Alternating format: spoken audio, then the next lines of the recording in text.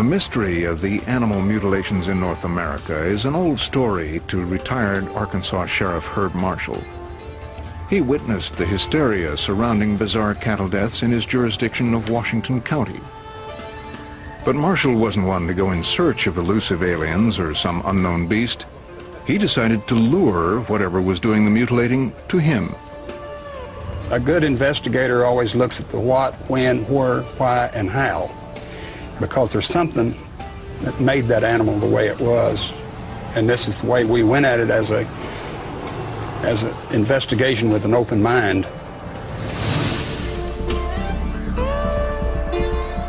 Back in 1979, reports began to surface in northern Arkansas of cattle attacked and horribly mutilated. Eyes and sex organs were missing, tongues cut out, and skin often pulled away from the carcass. Panic built within the community, and speculation ran rampant.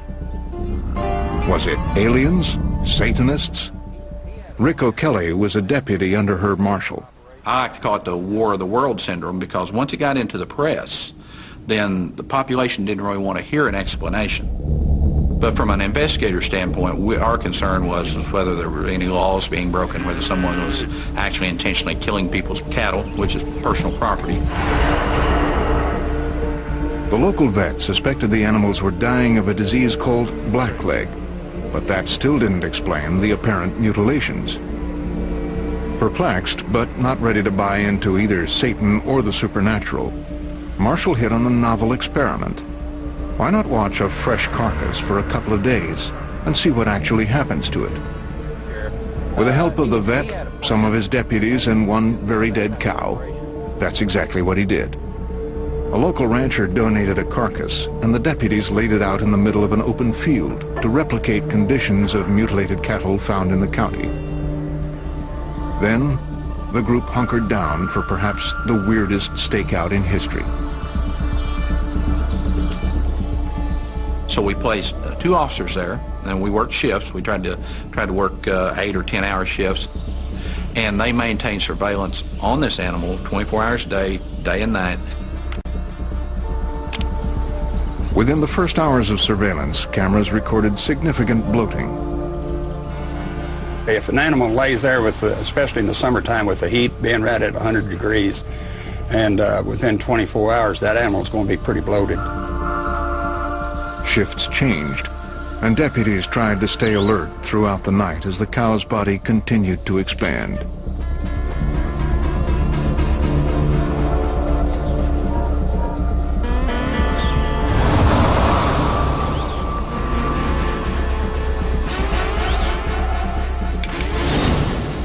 By morning, the skin had begun to split.